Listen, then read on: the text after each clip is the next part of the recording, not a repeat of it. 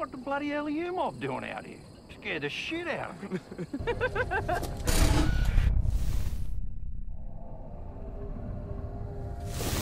I was going to shoot this film on a mini DV because I was a big fan of the Dogma filmmakers and what they were doing, and their idea of shooting on very low quality video.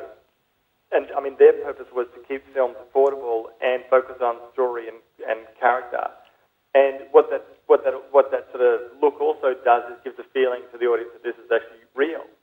That was what I was originally planning to do, was to shoot on mini DV and do it very cheaply. And then it was actually Will Gibson who suggested to me that I should look at HD, and I had heard lots of horror stories about HD.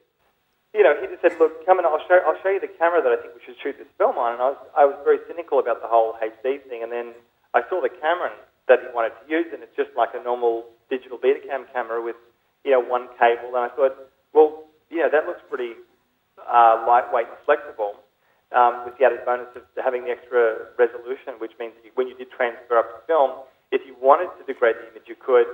But if you wanted to go into a more sort of lush cinematic look, you could also as well. So we kind of ended up getting the best of both worlds because the film stylistically is kind of in two parts.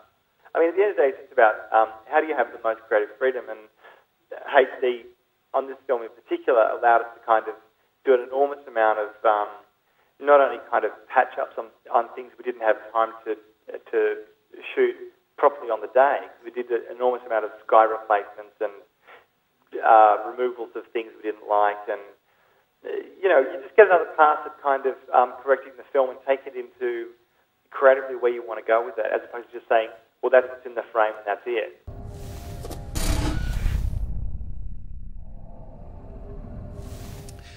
The first assembly was kind of cut in a very considered manner, in the sense of you know, matching action continuity and quite you know, over time in that sense. So one of Greg's first comments coming to the cutting room after shoot was to take an MTV style of attitude to the cutting, which I hadn't adopted for the beginning. It was, you know, very kind of just conventional sort of cutting for drama. And he said, you know, we've got to, you know, we'll lose the audience if they're not with us for that first 10 minutes, particularly that unconventionally he had the Wolf Creek title so far into the film.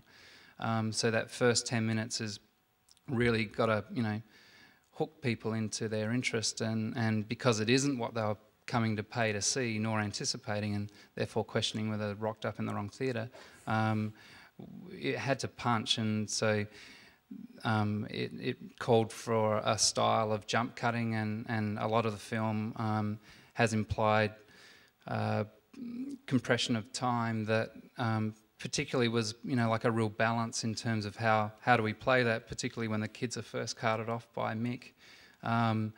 We wanted to really give that sense that, you know, these guys are going miles into nowhere, but of course, you know, you teeter on that point of having the audience feeling bored by repetition of shots, or yeah, we get the picture kind of thing. But we also really wanted to labour certain points, and there are moments in the film that Greg was always kind of, you know, slap me in the back of the head to just push more with you know, jiggling of the keys and finding keys, and you know, a lot of those moments are held longer than I probably would have chosen if it was just me locked in the room by myself. But Greg was the master for picking particular moments that were really held much longer than I would have first thought to hold, but they really play well overall.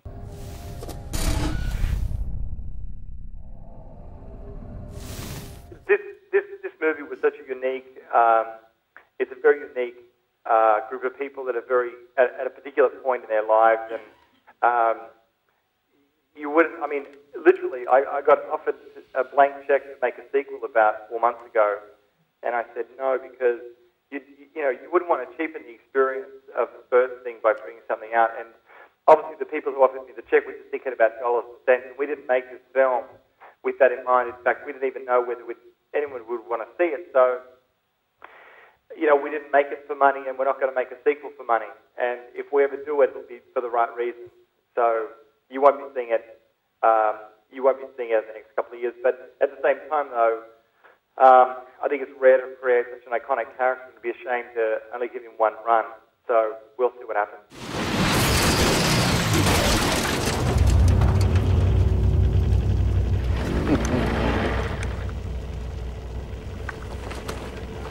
The winner.